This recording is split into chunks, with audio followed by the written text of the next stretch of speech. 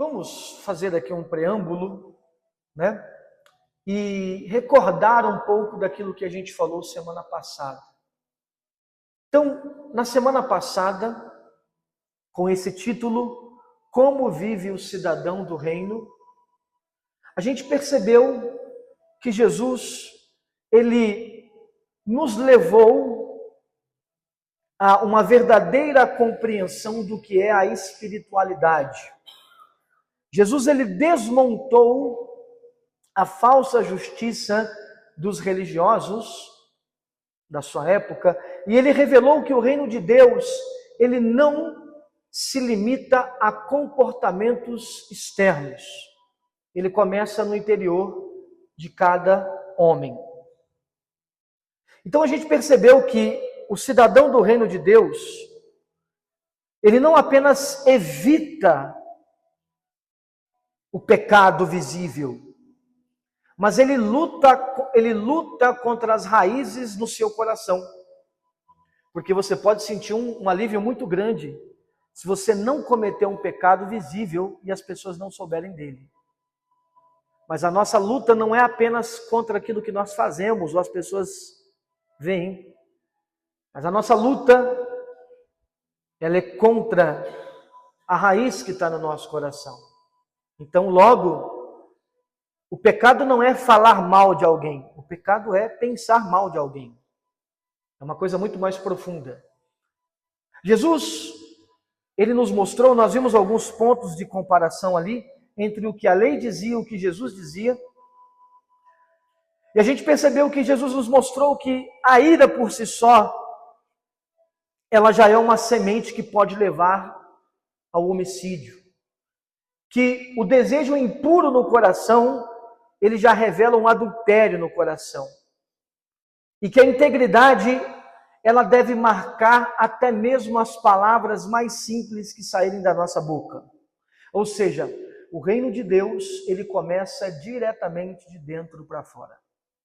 Mas agora, queridos, na continuação desse episódio 2 do Sermão do Monte, Jesus, ele vai aprofundar ainda mais o chamado desse cidadão do reino.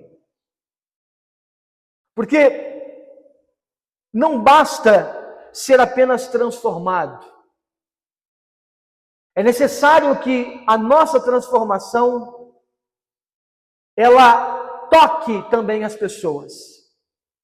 Especialmente aqueles que nos ferem. Aqui, no que a gente vai ler hoje, talvez nós temos o ponto mais radical do Sermão do Monte sobre a ótica, sobre a ética do reino.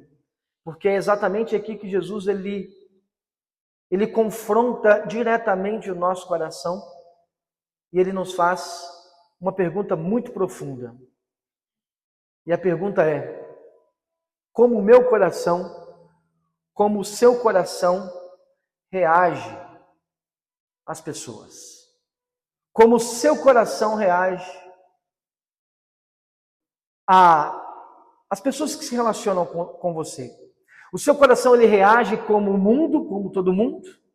Lembra da semana passada? O seu coração, ele reage de acordo com a sua personalidade, temperamento, sua criação, a sua tradição? Ou o seu coração responde como Cristo? Então a gente vai ler agora, da onde a gente parou. Vocês lembram onde nós paramos semana passada? Qual versículo? Isso mostra que vocês estão bem atentos, né, queridos? A gente parou no versículo 37, irmãos. Então nós vamos continuar agora do versículo 38 até o versículo 48. Amém? Eu queria que você participasse. Eu disse amém? Amém. Vamos ficar ligado em nome de Jesus. Então vamos ler e depois a gente tenta, pela misericórdia do Senhor, expor algumas coisas aqui ao nosso coração. Diz assim: ouvistes o que foi dito. Esta é a quarta vez, tá? Que Jesus usa essa expressão. Ouvistes o que foi dito. Olho por olho e dente por dente. Eu, porém, vos digo, não resistais ao perverso, mas se alguém te ofender, com um tapa na face direita, volta-lhe também a outra. Se alguém quiser te processar, tira-te a túnica, deixa que leve também a capa. Assim, se alguém te forçar a andar uma milha tem 1.600 metros, vai com ele 2. Dá a quem te pedir, e não desvie de quem deseja que lhe empreste algo. Né? Alguém está querendo um favor meu, ó, eu pulo fora. Eu sei que o Adailto quer um favor meu, ó, eu saio rápido para eu não emprestar algo para ele. Não, empresta, vai lá, se esforce. Ouvistes o que foi dito: amarás teu próximo e odiarás o teu inimigo. Repare que isso aqui não estava na lei de Moisés, tá? Mas essa era uma interpretação dos religiosos nos dias de Jesus a respeito da lei. A interpretação deles estava equivocada. Lembra que a gente falou isso semana passada. Eu, porém, vos digo: amai o vosso inimigo e orai pelos que vos perseguem, para que vos tornei filhos do vosso Pai que está nos céus. Pois que ele faz raiar o sol sobre os maus e os bons, derrama chuva sobre os justos e injustos. Porque se amardes os que vos amam, que recompensa tendes nisso? Não fazem os publicanos igualmente assim? E se saudardes os vossos irmãos, que fazeis de notável? Não agem assim os gentios também dessa maneira? Isso aqui confronta muito aquela ideia, né? De, não, eu ando com quem agrega. Quem não agrega, eu não ando. Eu ando com quem tem com quem tem algo para me passar. Quem não tem, eu não ando. Né? Engraçado, porque tem muito crente repetindo essas coisas aí. Só não é bíblico. Só não é cristão. Assim sendo, sede vós perfeitos, como perfeito é o vosso Pai que está nos céus. Semana passada, queridos, nós observamos 3 pontos de observações onde Jesus ele vai traçar um paralelo e ele vai confrontar a ideia dos religiosos da sua época com a ótica da lei do reino dos céus. Então a gente viu sobre divórcio, casamento, juramento, alianças e também o coração. Sobre o sentimento do coração, a ira, a raiva. Agora Jesus ele entra num ponto delicado da coisa. Essa parte do nosso sermão, nós vamos chamá-la de a contracultura do amor. Repita isso comigo. Contracultura do amor. Se na primeira semana a gente viu aqui na igreja que nós somos chamados a viver de uma forma contracultural.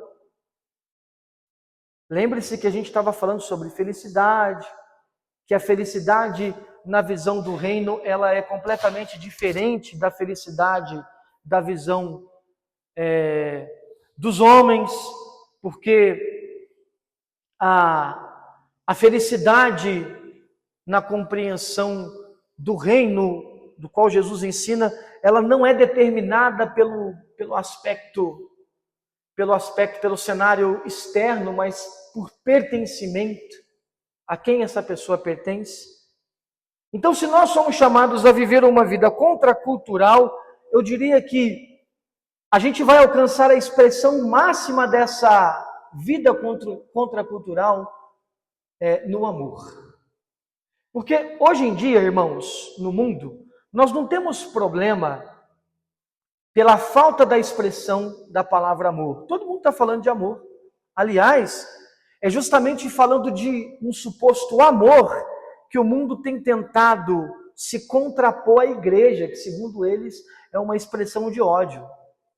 É claro que isso é uma expressão completamente equivocada, é embasado por algum comportamento infantilizado, imbecil de algumas pessoas que estão dentro da igreja, mas isso não contempla e não representa a verdadeira igreja de Cristo. Mas, irmãos, vamos observar aqui dos versículos 38 aos versículos 42. Jesus está falando claramente sobre vingança. Quem aqui que lê esse texto do 38 ao 42 não se sente identificado em muitas situações da vida?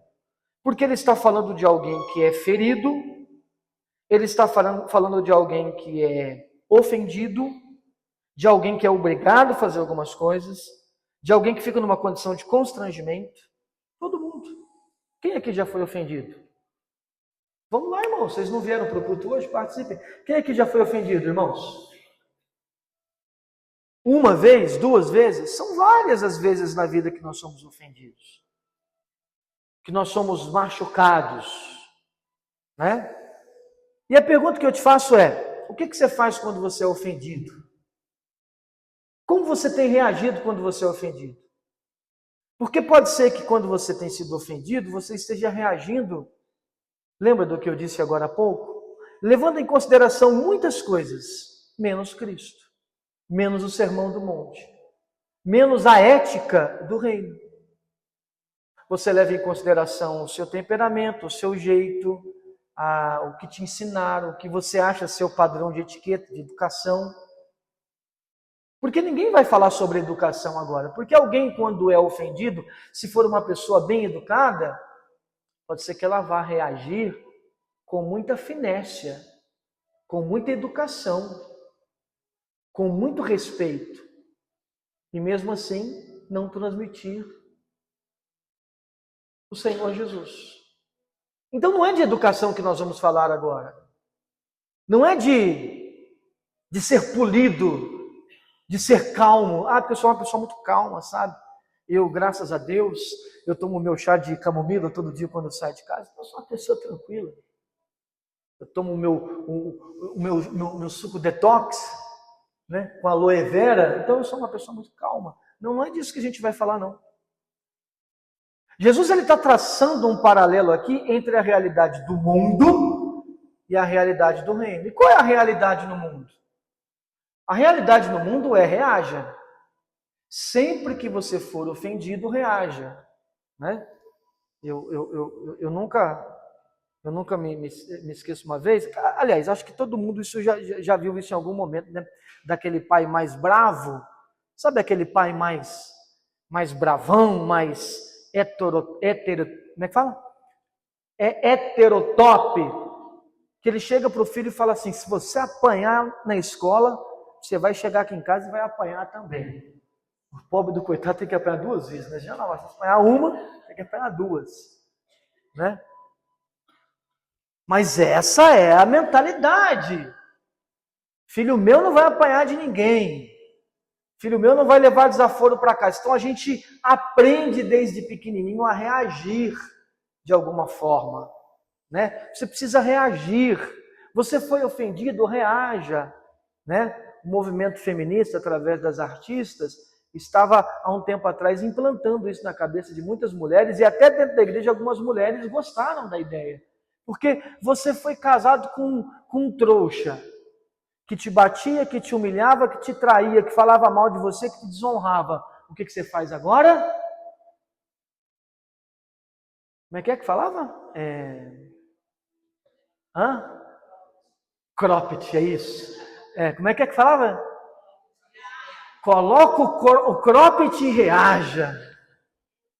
Isso, cropped. Agora tem alguns homens que também já estão colocando cropped e estão reagindo. Né? Graças a Deus. Então você coloca o teu cropped e reaja. Isso, muito bem. Ou então, defenda a sua honra. Estão falando mal de você lá, hein? Então você vai bater na porta, que tá falando? Eu sou do tipo de pessoa que não gosta das coisas erradas, não. Eu gosto de tudo muito certo. Vou defender a minha honra. Não leve desaforo. Irmãos, repare que todas essas reações são reações inerentes a quem nós somos. Seres humanos que não aceitamos de forma alguma sair no prejuízo.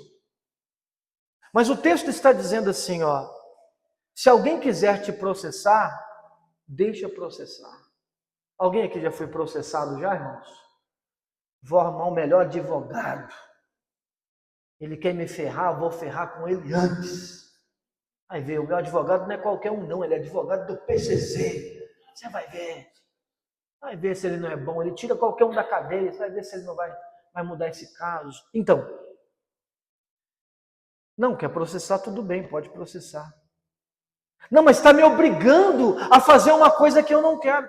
Tudo bem. Então, vai lá e faça o que você não quer.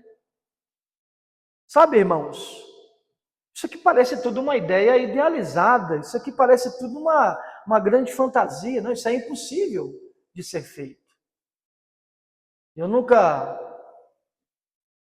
Um dia eu vi uma pessoa falando e o responsável, o pai lá da criança, não estava pagando pensão. E tinha que pagar.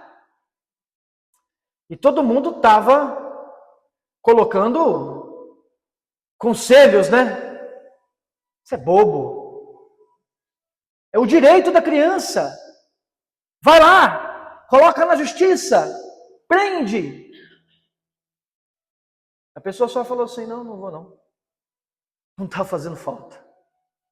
Quem não quer dar por amor não vai precisar dar obrigado, não. Mas é o direito da criança. Não está faltando. Não precisa. Vai dar certo. Muito bobo mesmo, né? É muito trouxa. Será? Será que Cristo está ensinando alguém aqui a ser trouxa? Talvez sim. Porque se alguém der um tapa na tua face direita, não. Você não tem que dar à esquerda. Se alguém te ofendeu aqui, você não tem que ficar no lugar onde estão te ofendendo. Você tem que sair. Você tem que sair e não deixar as pessoas te ofenderem mais. Irmãos, se o Senhor Jesus está mandando que nós avaliemos o nosso coração, Jesus está dizendo uma coisa muito mais importante. Ele está dizendo assim, ó, abra mão da sua vingança. Queria ouvir um amém, pelo menos. Não, eu vou dizer de novo. Vou dizer de novo. Jesus disse assim, ó, abra mão da sua vingança. Amém. E abrir mão da sua vingança, abrir mão da resposta, abrir mão de ter a razão, abrir mão de ganhar a discussão, abrir mão de sair por cima da situação, isso não é passividade, mas isso é confiança na justiça de Deus. O cidadão do reino de Deus, ele não precisa desenvolver nenhuma artimanha de justiça. Ele não precisa desenvolver, elaborar nenhum plano para resolver as coisas, porque ele sabe que o Deus que ele confia é justo. O Deus da providência do qual a sua vida é regida é um Deus de justiça. E quando a vingança, ela toma o nosso coração, sem perceber, nós estamos elaborando uma tentativa de tomar para nós mesmos o lugar que pertence a Deus. Isso é a vingança. A vingança nada mais é do que a tentativa humana de tomar para si o lugar que pertence a Deus. Quando você está tentando resolver as coisas do seu jeito, quando você está tentando dar troco por uma coisa que você foi ofendida, você está dizendo, Deus ele não vai resolver isso aqui porque ele é misericordioso, então deixa comigo que eu resolvo. Porque eu sei que se Deus for resolver com esse camarada lá que não vale nada, Deus vai perdoar ele porque ele perdoa eu. Então antes de Deus perdoar ele, eu dou um jeito de dar o troco. Aí depois Deus perdoa eu também. É verdade. Mas isso não é cristão. Isso não é cristão. Confiar na justiça de Deus, queridos, nos liberta.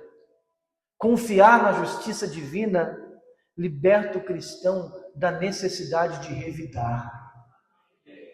Quando você está confiando plenamente em Deus, você não precisa provar nada que você está certo, que as pessoas vão acreditar em você, porque você sabe que a justiça de Deus vai encaixar as coisas no seu devido lugar e lá na frente tudo vai ficar muito claro. Jesus está ensinando que renunciar à vingança é uma das maiores evidências daquele que confia em Deus. E esse é o primeiro ponto que eu quero analisar com você nessa noite. Sabe por quê, irmãos? Porque são muitos os momentos da vida, e ainda serão. Se você pensa que acabou, serão. Serão muitos os momentos da vida que você, como cristão, vai parecer um idiota. Vai parecer um trouxa. Porque as pessoas parecem que vão zombar de você, vão rir de você. Vão dizer, olha lá o trouxa. Está perdoando de novo. Olha lá a trouxa. Está se humilhando novamente. E qualquer olhar humanizado da situação nos coloca numa condição, então eu não posso aceitar isso. Porque tudo tem limite. É verdade, tudo tem limite. Só tem uma coisa que não tem limite. E é a misericórdia de Deus. Ela é ilimitada. E quando Deus quer derramar a sua misericórdia sobre qualquer ser humano, quem somos nós para querer reter o perdão, a misericórdia e a graça dele? Serão muitos os momentos na sua vida financeira que parece que você vai ser passado para trás. E você, como homem de Deus, vai dizer, tudo bem, mas tem o Senhor para me dar do que isso. Serão muitos os momentos que você no casamento, na família, na igreja, no ministério, você vai olhar e vai dizer assim, eu estou sendo constrangido a uma coisa, tudo bem, então a gente faz. O texto bíblico está dizendo aqui, alguém está querendo um favor teu, não, você não vai fugir, não, tudo bem, eu vou lá e faço. Tem coisa que para você fazer, irmão, você não faz tão feliz, não. Quem aqui perdoa com facilidade, perdoa rindo? Você zoou comigo, você falou de mim, você me ofendeu, e estou eu lá te perdoando. Provavelmente você não está fazendo isso com o coração aberto, mas a questão não é essa. A questão é o quanto o Espírito Santo está convencendo o seu coração que você tem que fazer aquilo. Não pela pessoa, mas por você. Não porque isso vai te deixar melhor perante as pessoas, realmente ele é de Deus, não. Mas porque você sabe o quanto o Senhor te amou e o quanto Ele transformou o seu coração. É importante a gente falar sobre isso. São muitos os momentos da vida que nós somos constrangidos a fazer coisas que nós não queremos. Mas o impulso em fazer aquilo é a transformação que eu recebo do Espírito Santo, do Senhor Jesus dentro de mim. Amém, meus irmãos? Vocês estão muito quietinhos hoje, quero ouvir um amém mais alto. Deixa eu falar um pouquinho mais alto, amém, queridos? Pensa sobre isso. Analisa sobre isso em nome de Jesus. Um quinto ponto que nós precisamos... Aumenta um pouquinho o fundo para mim, pastor Pedro. Quase não estou ouvindo. Eu acho que é o retorno que não tem nada disso. Um quinto ponto que Jesus ele vai falar aqui. Importante a gente pensar sobre isso. É sobre os inimigos. Porque uma coisa muito clara, irmãos. Você perdoar alguém que você ama. Você se desculpar com alguém que você gosta muito, você tem muita afinidade e que você gosta dela, a gente faz isso. Vocês aqui tem pessoas que vocês amam, irmão, familiar, parente, cônjuge, irmão da igreja, e constantemente a gente está brigando, mas depois a gente se reconcilia porque a gente gosta. Mas tem gente que a gente não gosta. Tem gente que claramente se coloca na nossa vida como um inimigo. E o que a gente faz? Dos versículos 43 ao versículo 48, Jesus vai dizer assim, olha, vocês vão amar o inimigo de vocês. Não, pastor, está aí uma coisa que eu não vou fazer, não vou amar coisa nenhuma. Eu quero a distância. Olhem para mim aqui, irmãos. Olhem para mim. Tem uma ideiazinha bem bonitinha que está cercando a igreja. Só que ela é do diabinho. Por quê? Porque ela não é bíblica. E a ideiazinha do diabinho, ela diz assim, ó, não, tá tudo bem. O André pecou contra mim várias vezes, tá perdoado, eu te perdoo, a gente vai morar no céu, mas deixa eu te contar uma coisa. Pedro não gostava de Paulo. Um deu a mão para o outro e disse, você vai para lá e eu vou para cá. E tá tudo bem, a gente é um homem de Deus, mas eu no meu canto e você no seu canto. Aonde está isso na Bíblia? Aonde? Eu não conheço um teólogo. Nenhum. Desde a patrística até os reformadores, até os avivalistas agora, ninguém ousou dar essa interpretação. Estão dando agora. Não, porque Paulo brigou com Barnabé e cada um foi para o lado. Foi para o lado infeliz. E no final da vida eles se reconciliaram. Aliás, bem antes do final da vida. Não tem respaldo bíblico nenhum, irmão, para chegar para você e falar que você tem que perdoar alguém e ela vai para o lado A e você vai para o lado B e está tudo bem. Isto não é perdão. Isto não é bíblico. Se tem uma coisa que Deus faz é justamente isso.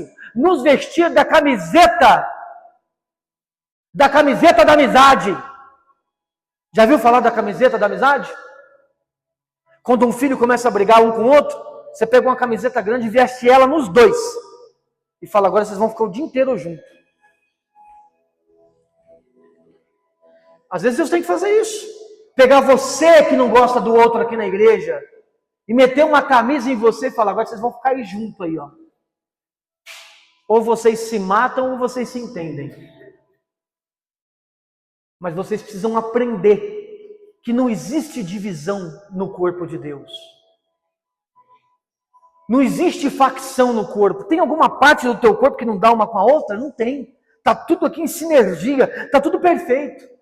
Mas aí a gente inventou uma forma de profanar o perdão. E dizer que a gente pode perdoar, mas cada um para o teu lado. Se foi cada um para o teu lado é porque não teve perdão. Põe isso na sua cabeça.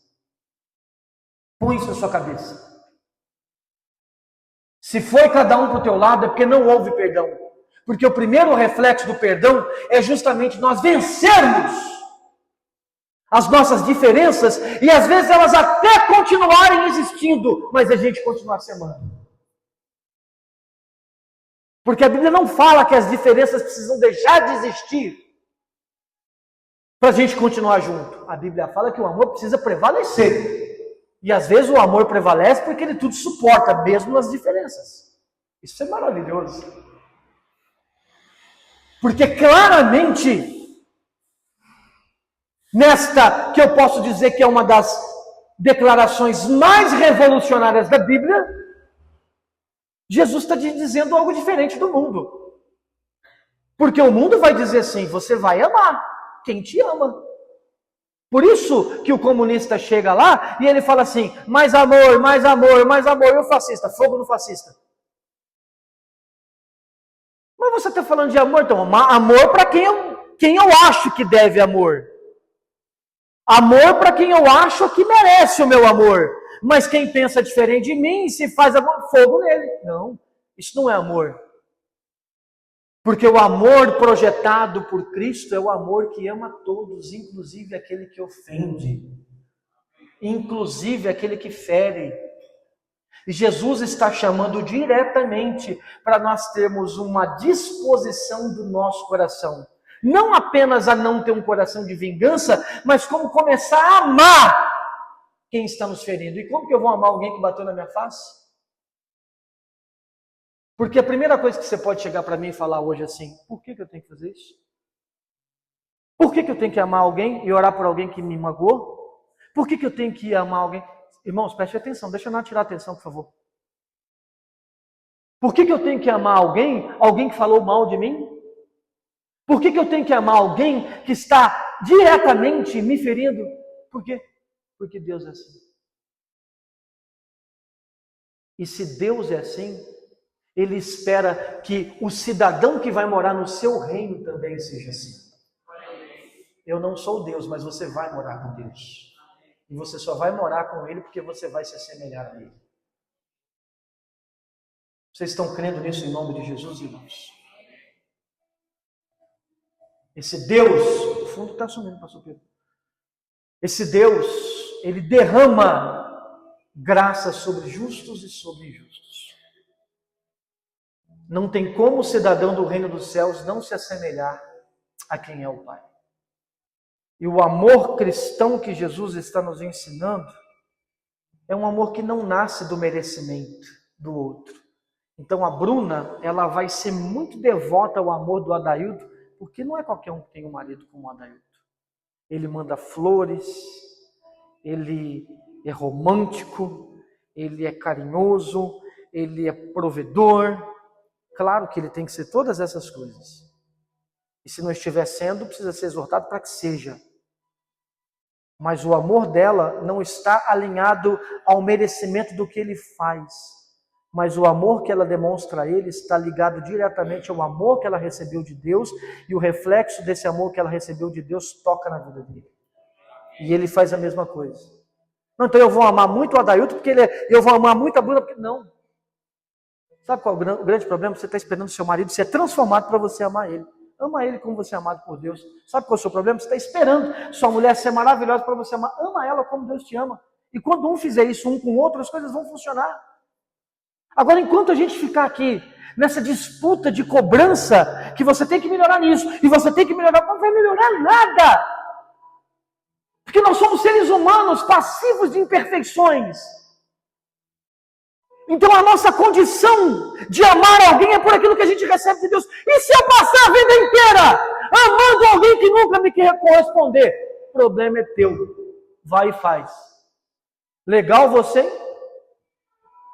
Não posso fazer nada. É o que Deus mandou você fazer, irmão. Ai, que belo Deus eu tenho, né? O problema é teu. Ele é o teu Deus, né? Muda de Deus, vira budista, então. Vai para outra religião. Você não quer seguir Cristo? É muito difícil isso aí, pastor. Quem falou que é fácil? Ninguém que falou que é fácil. Por isso que na primeira aula, quem ouviu aqui viu. Se você tentar ficar fazendo o sermão do monte por conta própria, vai dar errado. Vem aqui e se enche do Espírito Santo. Porque é o Espírito Santo que faz você fazer aquilo que você não consegue fazer. Ah, é? Então eu tenho que ser uma esposa amorosa de Deus, mesmo sem ter retribuição? Sim. Mesma coisa você, marido. Mesma coisa você, filho. É um problema que eu vou honrar o meu pai a vida inteira, mas meu pai nunca falou eu te amo. Enche o seu pai de eu te amo, então. Enche o seu pai de eu te amo. O problema é que meu pai nunca me deu um abraço, então vai lá e enche o seu pai de abraço. Pronto. Só que tem uma coisa, tá? Se você começar a fazer isso, você sabe. Você sabe que o amor de Deus, ele rompe qualquer barreira. E as coisas vão começar a acontecer em nome de Jesus. Porque é impossível você refletir o amor de Deus sobre a vida de alguém e ela continuar do mesmo jeito. Amém, queridos? Ou você pode continuar reclamando. Ou você pode continuar dando desculpa. Então perceba-se que o amor que nós estamos falando aqui nessa noite é um amor sobrenatural. Não é uma coisa criada por nós, não é uma simpatia natural, porque a gente se simpatiza com coisas naturais. Eu estou aqui falando de futebol, o Adaildo fala de futebol, já pronto, já simpatizou. Eu estou aqui falando de São Paulo, o André falou de São Paulo, pronto, já simpatizou. A gente se simpatiza por coisas naturais. Não é disso que nós estamos falando. Não é de afinidade emocional. Eu gosto de Luan Santana. Eu também, o olho dele é vesgo. Não é disso, não. Não é de coisa. Eu assisto dorama também, eu também. Não é disso que nós estamos falando, não, irmãos. Não é de empatia natural, emocional, de tolerância conveniente. É muito conveniente, né? É muito conveniente eu amar um lugar que eu sou bem tratado. É muito conveniente eu valorizar um lugar que as pessoas ali me ajudam, me acolhem. Não. Nós estamos falando de uma decisão espiritual que nem nossa é. mas é uma decisão espiritual que é produzida pelo Espírito Santo de Deus.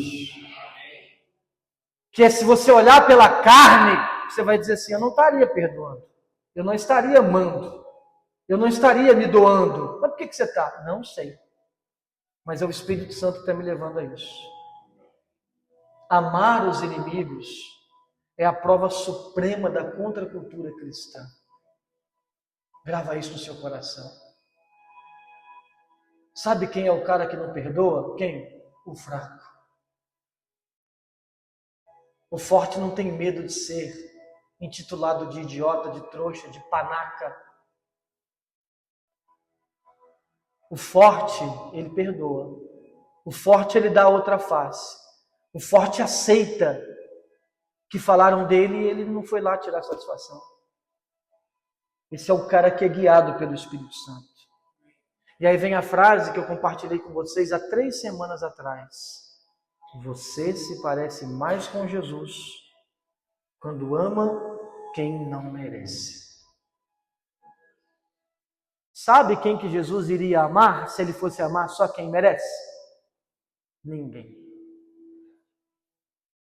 Sabe quantas pessoas Jesus amaria se elas fossem merecedoras do seu amor? Nenhuma. Nem sua própria mãe. O seu amor era indiscriminado.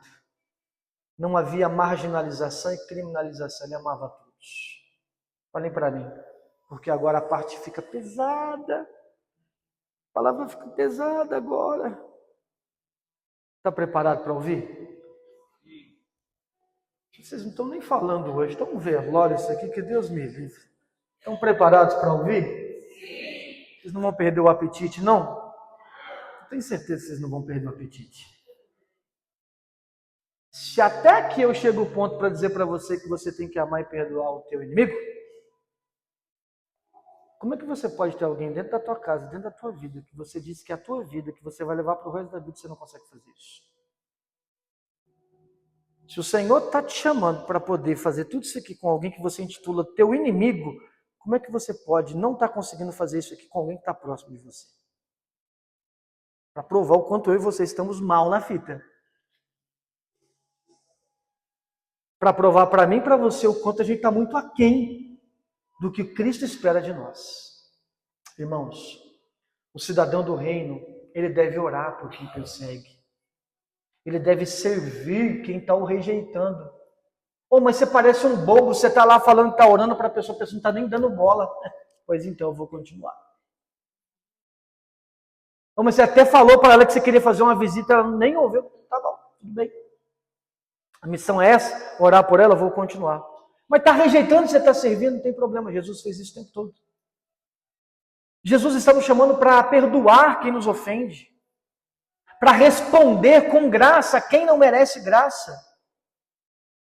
E não pense, mais uma vez eu digo, que isso flui de nós porque nós somos pessoas melhoradas, evoluídas. Imagina, somos pecadores. Isso é o Evangelho que proporciona a nós, irmãos. É o Evangelho que nos capacita a oferecer aos outros a mesma graça escandalosa que a gente recebeu de Jesus. Você sabia que o que Jesus fez por você foi muito escandaloso? Porque você sabe onde eu e você tinha que morar, né? Pode falar para quem está ao teu lado. Você sabe, né, irmão, onde você tinha que morar lá, né? Fala, irmão, você tinha que morar lá na... Opa, cuidado com a palavra.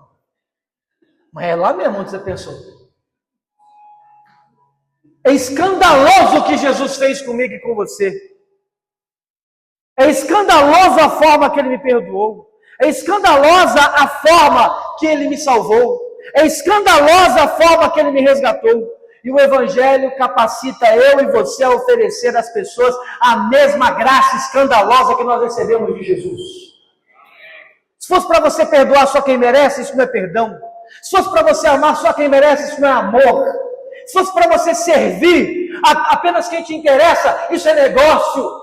Mas como você é chamado para amar quem não merece, perdoar quem não merece e servir quem rejeita, isso é Evangelho. Amém, queridos? Amar os inimigos é uma assinatura visível de que a gente está amadurecendo na fé.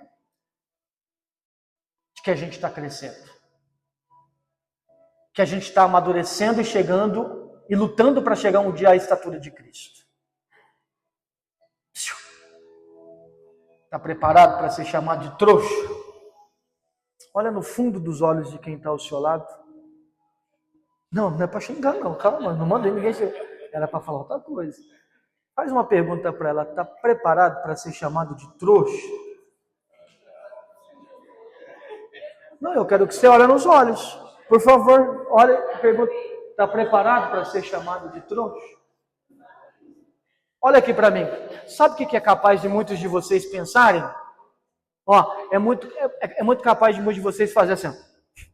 Está amarrado em nome de Jesus. Trouxa não.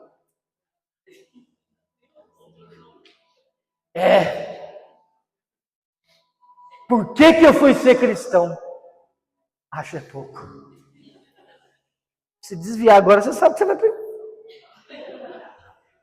Que ser bobão. Entendeu?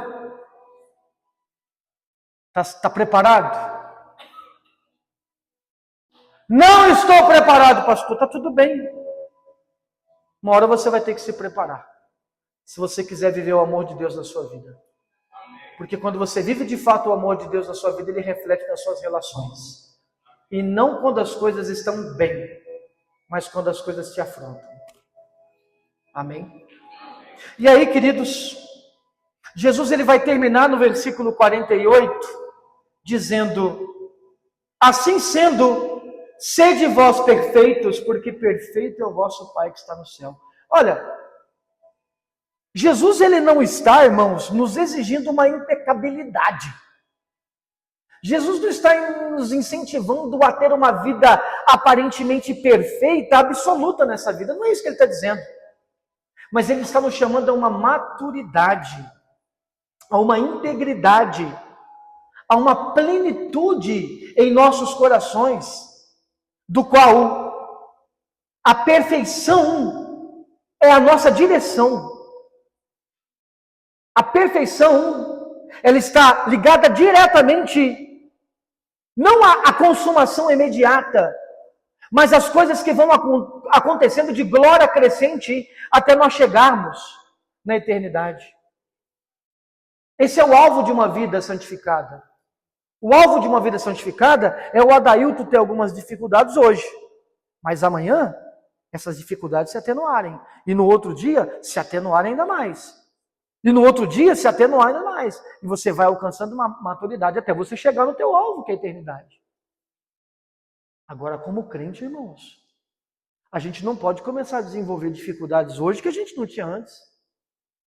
Não, antigamente eu não guardava muita mágoa, não, mas agora eu estou guardando. Porque é muitos anos de igreja, né? A gente vai ficando calejado. Está meio errado, isso aí não está errado, não? Mas eu já vi gente falando assim já. Não, Márcia, antigamente eu era muito bobo, eu aguentava muita coisa na igreja, agora não. 30 anos de igreja, filha, aprendi muita coisa. Não era para ser o contrário? Tipo, não, lá no início eu não aguentava as coisas, não, mas agora estou aguentando mais. Agora estou aceitando. Entende? Está vendo, Bruno? Mas é verdade.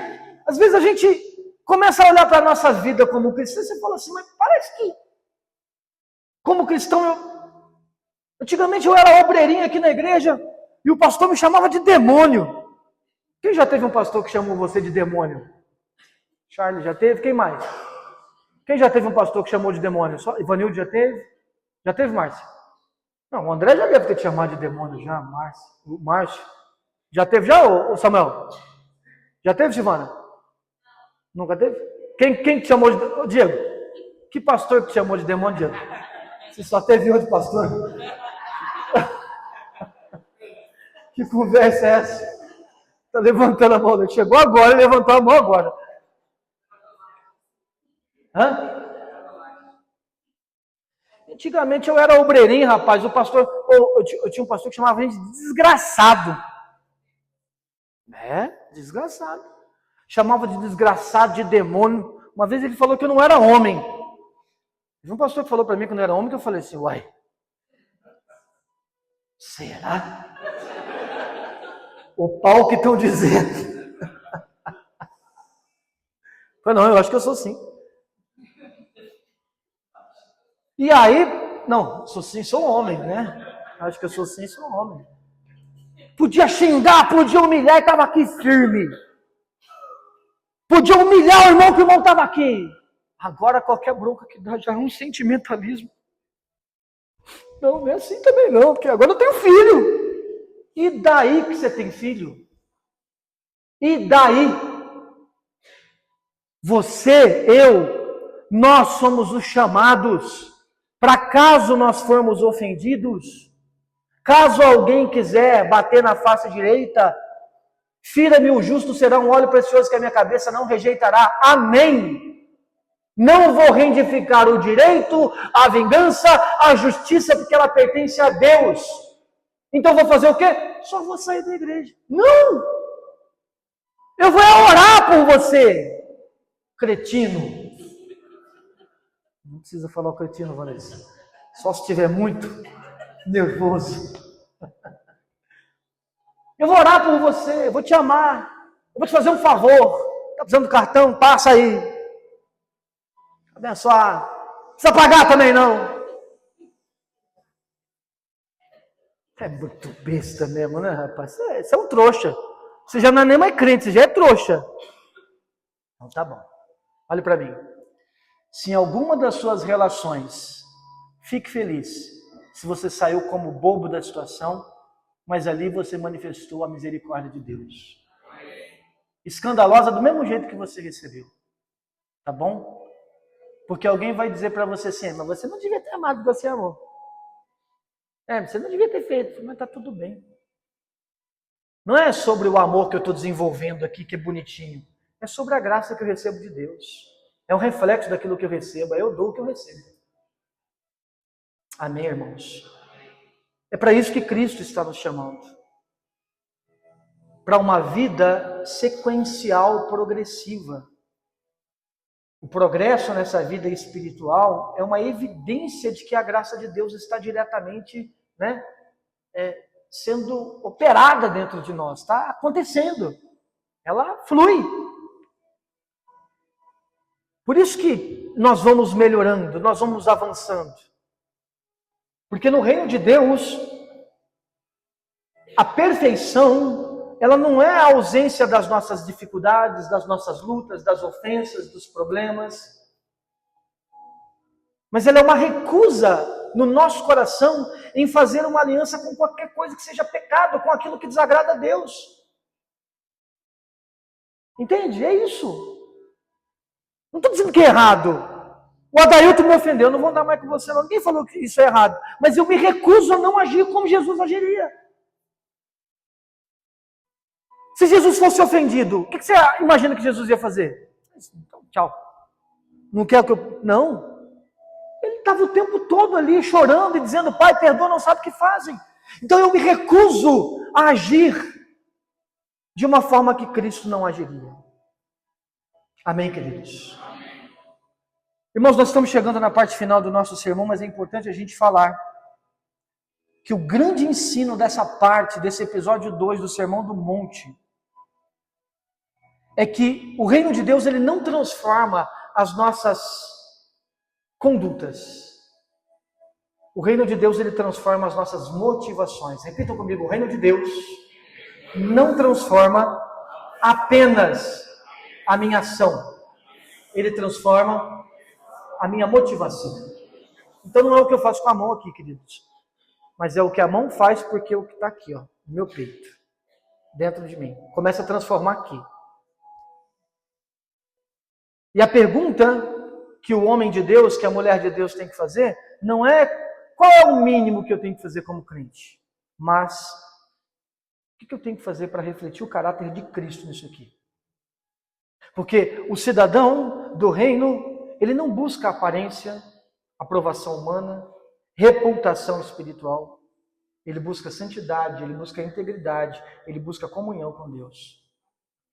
E aí vem uma frase que vem no meu coração: a verdadeira espiritualidade não é parecer santo diante das pessoas, mas ser moldado por Deus no secreto. Concluindo aqui o nosso sermão, Jesus ele demoliu toda a ideia de que o cristianismo se consiste em regras externas. Quantas vezes você já viu o pastor aqui falando o que você tem que fazer, o que você não tem que fazer? Pastor, posso fazer isso? Pastor, posso... Tem um monte de irmão que queria um monte de resposta para mim, um monte de coisa. Pastor, pode ir no show de não sei quem, pastor pode fazer tatuagem, pastor pode beber, pastor pode pôr silicone, pastor pode casar 3 vezes, pastor pode matar minha sogra, pastor pode fazer isso, pastor não sei o que tem, não sei, irmão, não vou te responder isso aí não. Não. Porque o cristianismo não é sobre um conjunto de regras que a gente faz e o que a gente não faz. Então deve ser mó barato, né? Porque deve ser tudo liberado. É pior que isso. É o contrário. É a motivação do teu coração. Por que você vai fazer isso? Porque quando você pergunta para o teu coração por que você vai fazer isso, você corre o risco de se confrontar tanto, de mudar de ideia, sem que nada te proíba. Isso é forte. Entende? Então, queridos, a pergunta não é, eu estou me parecendo um cristão?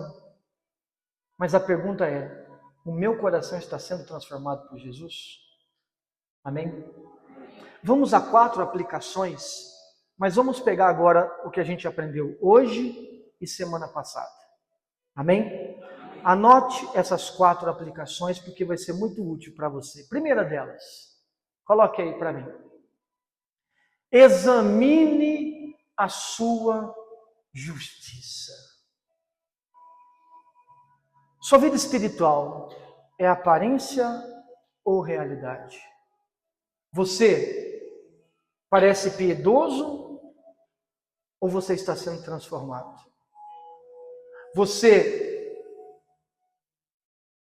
A sua obediência, ela nasce porque você tem um amor irradiando o seu coração ou porque você é obrigado a fazer algumas coisas? Seu coração, ele acompanha a sua prática? Ou você faz algo do qual o teu coração não está naquilo? Lembra do que a gente falou semana passada? Deus não procura currículos religiosos. Ele procura corações regenerados. Examine a sua justiça. Você vai fazer muitas coisas que parecem ser justas. Por exemplo, a gente aqui na igreja, a gente oferta para ajudar a manter a igreja. Muito bem. Os irmãos da zeladoria vêm aqui e zelam. Os irmãos que servem cuidando de pessoas, cuidam de pessoas. Fora da igreja, a gente faz a mesma coisa em casa, no trabalho. Por onde vai, a gente tem obrigações que a gente manifesta a justiça. A pergunta que você tem que fazer quando você estiver executando aquilo é: meu coração está nisso aqui? Eu estou ofertando, mas meu coração está inserido nisso aqui? Eu estou ajudando alguém, mas meu coração está inserido nisso aqui? Eu estou transmitindo justiça, ensinando alguém sobre a palavra de Deus, meu coração está incluído nisso? Isso faz parte de um coração regenerado ou só faz parte de um currículo que eu preciso mostrar para as pessoas? Sabe aquele lance do Instagram? O lance do Instagram hoje, ele reflete muito essa realidade, irmãos. Outro dia eu conversei com um casal, ele é daqui da igreja, mas eles não estão aqui hoje. E eles postaram umas fotos tão bonitas, que quando eu encontrei eles, eu falei assim, rapaz, mas que lugar bonito, que lugar fantástico, estava muito... E eu achei que estava muito legal onde eles estavam. Porque as fotos eram bonitas, elas tinham filtro, era tudo muito divertido, as fotos eram alegres, assim, sabe? E em 2, 3 minutos de conversa, eu descobri que eles estavam brigados. Como vocês estavam brigados, mas as fotos ficaram boas, hein? Rapaz, estava brigado. Ao comendo. Brigado, não sei o que tem. E digo mais, foi um inferno. Falei, rapaz, mas foi um inferno, mas ficou boa foto, hein? Mas é possível fazer isso, queridos? É possível. Gostou do é possível? É possível. É fácil. Entendeu? Você percebeu que essa época de rede social, ela reflete muito isso? Como é possível você fazer uma coisa e seu coração nem está naquilo ali? Comece a se perguntar isso todos os dias. Meu coração está nesse ato de justiça que eu estou praticando? Meu coração está nesse ato de santidade, de amor, de bênção que eu estou praticando? Amém, queridos? Deus, Ele não está procurando o que você está construindo para as pessoas verem.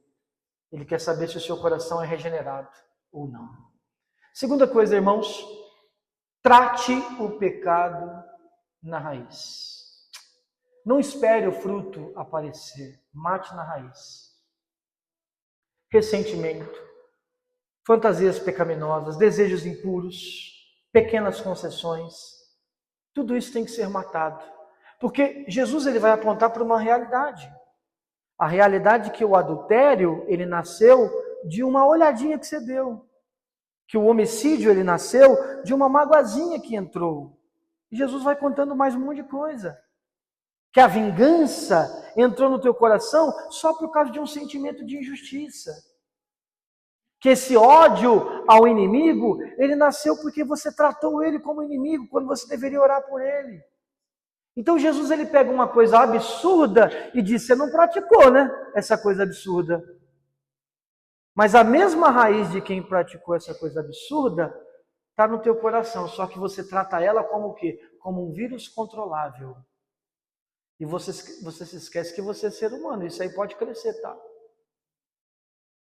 Então, olha a profundidade do Sermão do Monte nos ensinando, irmãos, que se a semente é ruim, não existe limite para a gente cultivar ela. Não, mas pode ser controlado. Não pode. Irmão, o pecado não é energia nuclear, que chama, né? É energia nuclear, que é feita a partir do plutônio, do urânio ali, né? Que se for controlado, é boa. Se não controlar, ela explode e arrebenta tudo. Mas se você estiver num ambiente controlado, dá certo. Pecado não é assim, não. Você acha que você consegue viver como crente, não vou mentir, não. Tem uma magoazinha aqui no coração do Adair, não é o controle.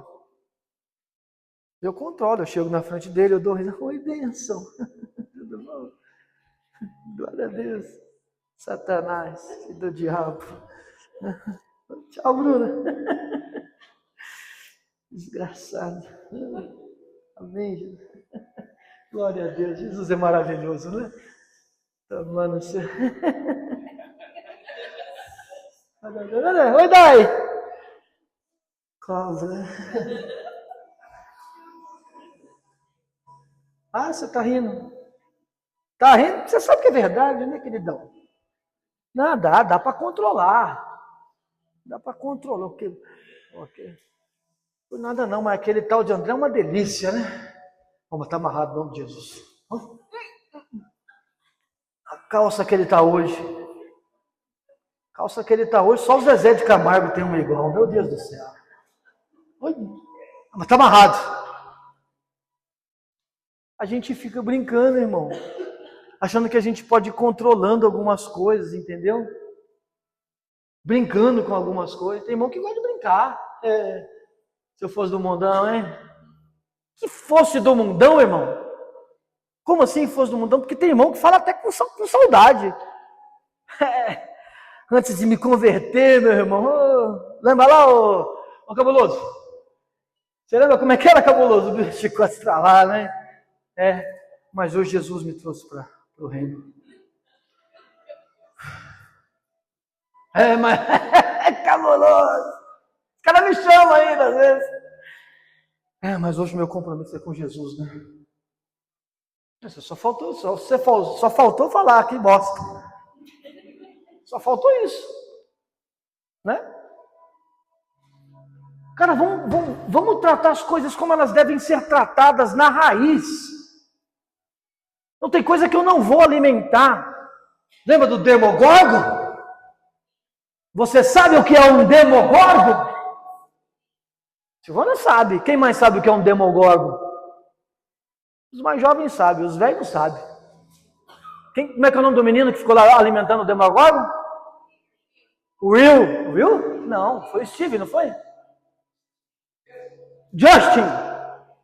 Justin ficou lá alimentando o Demogorgon. Quando ele viu o Demogorgon enorme querendo comer ele. Hã? Democão, virou um Democão isso.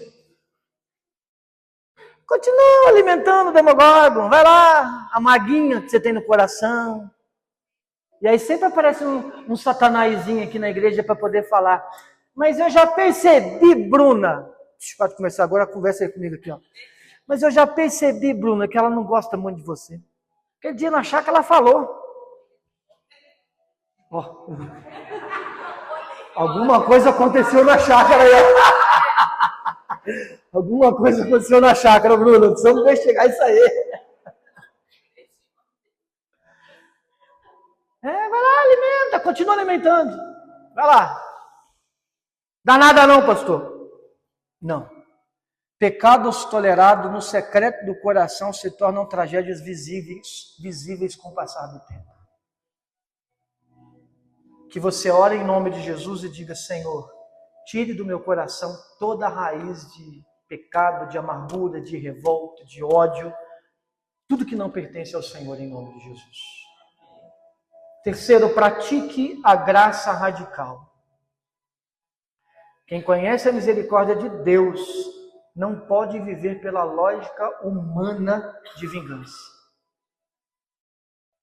Pergunte para você mesmo: quem eu preciso perdoar? Com quem eu preciso me reconciliar? Quem Deus está me chamando para amar? Pergunte isso para você hoje em oração.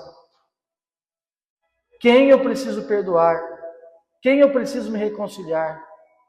Quem Deus está me chamando para amar? O problema, pastor, é que se eu chegar na pessoa e falar para ela, ela não vai nem dar ouvido. Então, mas você não está contando com isso. Você não está contando com a misericórdia das pessoas, você está contando com a misericórdia de Deus. Vá e haja como servo de Deus.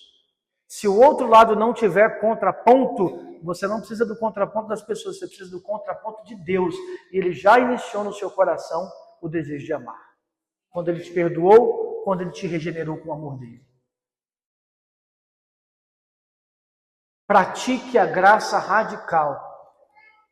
Deus não me chamou para amar. Mas eu gosto do José porque eu tenho afinidade com ele. Eu vou lá na empresa dele, a gente conversa, a gente fala de Palmeiras, a gente sai junto e a gente tem afinidade. Afinidade não se explica então. Deus não me chamou apenas para eu amar quem eu tenho afinidade. Não, é porque o William, eu gosto do jeito. Não. O cristão tem uma chamada radical a ser um emissário do amor, assim como Cristo foi. Indiscriminado. Amém, queridos? E para finalizar, Jesus ele nos incentiva a buscar maturidade. A santidade não é um evento, não é um culto. A santidade é uma caminhada.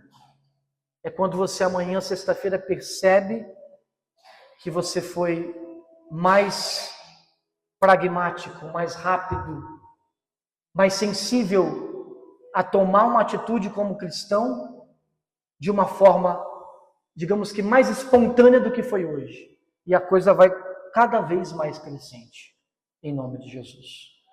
Jesus não chamou eu e você para uma espiritualidade admirável. Ele nos chamou para uma vida transformada. Uma vida que nasce no coração, no secreto, uma vida que confronta a superficialidade, uma vida que revela o coração do Pai nas nossas atitudes. Esse reino de Deus, ele não pode ser medido por aquilo que nós aparentamos diante dos homens, mas por aquilo que Deus enxerga no nosso coração. E só você pode provar isso no seu coração. O sermão aqui ele encontrou limite. O sermão encontrou limite. Qual? Só você pode responder coisas do secreto do seu coração. E a única pessoa que você deve satisfação dessa sua consciência é para o Senhor Jesus e para o seu próprio coração, para a sua consciência. O que você está buscando? A aprovação do que as pessoas acham e a reprovação do que Deus sabe do que você sabe? Não seria melhor você ficar com o que Deus sabe e o que você sabe? Não, o que as pessoas vão pensar, não interessa. Se eu estiver sendo genuíno no meu coração, com o tempo, elas vão reconhecer Deus em mim. E se não reconhecerem, é uma questão delas. Você não tem problema com o perdão que o outro quer reter. Você tem problema com o perdão que você retém. Se você perdoa alguém, segue a sua vida. Continue amando, continue caminhando. Ah, mas alguém não perdoou. Tudo bem. É ela com Deus. Eu oro para que as escamas dos olhos dela caiam assim como o meu caiu um dia. Mas eu não vou amargurar o meu coração por causa da implicância do pecado. Por causa da birra do coração de alguma pessoa. É triste, irmãos, quando você fala, eu pedi perdão para alguém, não, mas a outra pessoa não te perdoou. Como assim? Se nós estivermos falando de cristãos, isso é um problema muito grave. Deus, Ele nos chamou não para aquilo que nós aparentemos diante dos homens, mas para aquilo que nós somos diante dele, amém? E o cidadão do reino, ele não vive para parecer justo, mas ele vive porque ele foi transformado justo em Jesus Cristo. Essa é a última frase que sintetiza todo o sermão, as duas partes, de semana passada e de hoje. O cidadão do reino não vive para parecer justo, ele vive porque foi tornado justo em Cristo. Você crê nisso em nome de Jesus? Repito essa frase comigo, digo, o cidadão do reino não vive para parecer justo. Ele vive porque foi tornado justo em Cristo. Curve a cabeça e olhe nessa frase.